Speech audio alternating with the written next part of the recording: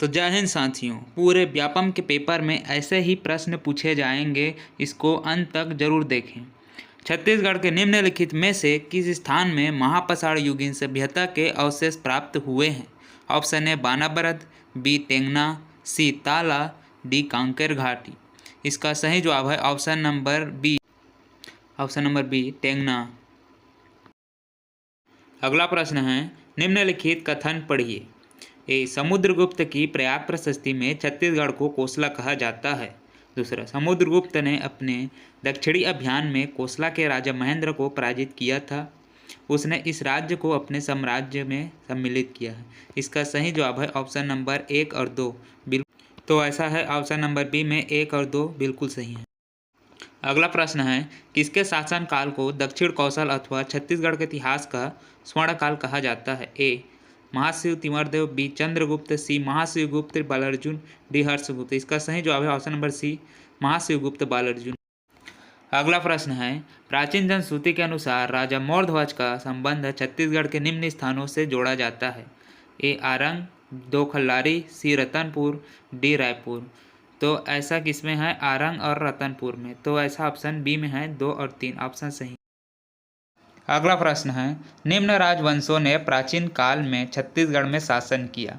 1 राजतुल्य वंश, 2 सरफपुरी वंश, 3 नल वंश, डी चक्रकोट का नागवंश। तो सही उत्तर चुनिए। तो पहला है उत्तर है राजतुल्य वंश, फिर शासन किया है नल वंश ने, फिर सरफपुरी वंश ने, चौथा है चक्रकोट का नागवंश। तो इसका सही जवाब होगा ऑप्शन नंबर बी 1, 3, 2, 4। और वीडियो को पूरा देखें, स्किप ना करें, क्योंकि व्यापम ऐसा ही प्रश्न लाएगा। निम्नलिखित में कौन सी जोड़ी कलचुरी मंदिर एवं मठ राजा सुमेलित नहीं है? पृथ्वी देवेश्वर मंदिर पृथ्वीदेव प्रथम में है, विष्णु मंदिर जांजगीर चांपा जजालोदेव प्रथम में है, शिव मंदिर पाली पृथ्वीदेव द्वितीय यह नहीं है, और लक्ष्मण मंदिर खरौद रत्नदेव तृतीय यह सही है। तो इसका सही जवाब होगा ऑप्शन नंबर सी शिव मंदिर पाली देव। अगला प्रश्न है, माड़वा एवं छेरकी महल किसके शासनकाल में बनाया गया था? ए अहिरराज देव, बी गोपाल देव, सी रामचंद्र देव, डी मोनिंग देव। इसका सही जवाब है ऑप्शन नंबर सी रामचंद्र देव। अगला प्रश्न है, बस्तर में काकतीय वंश के निम्नलिखित शासकों का सही क्रम निर्धारित कीजिए। 1 अन्नम देव, दूसरा नरसिंह देव, तीसरा पुरुषोत्तम देव, चौथा दलपत देव। तो सही उत्तर चुनिए। तो पहला है अन्नम देव है, और दूसरा पुरुषोत्तम देव, तीसरा नरसिंह देव और चौथा दलपत देव। तो ऐसा कि इसमें है ऑप्शन नंबर बी में, तो बी सही है ऑप्शन नंबर। अगला प्रश्न है, निम्नलिखित में से किस ब्रिटिश अधिकारी ने 1818 में छत्तीसगढ़ की राजधानी रतनपुर से रायपुर स्थानांतरित किया है? कैप्टन एडमंड ने, बी मेजर एगेन्यू ने, सी फाफर्ड ने, डी मिस्टर सैंडिस ने। इसका सही जवाब है option number B major Agnew ने। अगला प्रश्न है, निम्न कथनों को पढ़िए।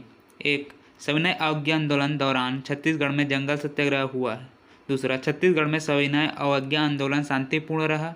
तीसरा, रुद्री जंगल सत्याग्रह में पुलिस ने गोली चलान किया। इसका सही जवाब है ऑप्शन नंबर सी 1 और 3। यह दोनों शब्द सही हैं, इसलिए ऑप्शन नंबर सी सही है। अगला प्रश्न है, छत्तीसगढ़ के सबसे बड़ी रियासत थी। ऑप्शन ए है रायगढ़, बी बस्तर, सी खैरागढ़, डी सारंगढ़। इसका सही जवाब है ऑप्शन नंबर बी बस्तर। यह छत्तीसगढ़ सबसे बड़ी रियासत थी। अगला प्रश्न है, इस राज्य में स्त्री पुरुष का अनुपात है।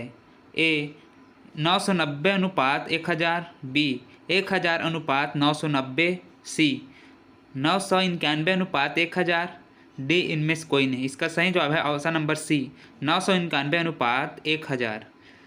यह है स्त्री पुरुष का अनुपात। अगला प्रश्न है, भारत कनिक राष्ट्रीय उद्यान कहाँ स्थित है? ऑप्शन ए है ओडिशा, बी आंध्र प्रदेश, सी असम, डी त्रिपुरा। इसका सही जवाब है option number A Odisha. Bharat कनिक राष्ट्रीय उद्यान ओडिशा में स्थित है। अगला प्रश्न है, निम्न फसलों में कौन सा वाणिज्य फसल है? ए गेहूँ, बी मक्का, सी कपास, डी ज्वार। इसका सही जवाब है ऑप्शन नंबर सी कपास। यह वाणिज्य फसल कहा जाता है। अगला प्रश्न है, हरित क्रांति का सबसे अधिक प्रभाव महसूस किया जाता है। ऑप्शन ए गेहूं पर, बी चावल पर, सी दाल पर, डी शक्कर पर। इसका सही जवाब है ऑप्शन नंबर ए, गेहूं पर। और चैनल अच्छा हो तो चैनल को लाइक, सब्सक्राइब, शेयर जरूर करें।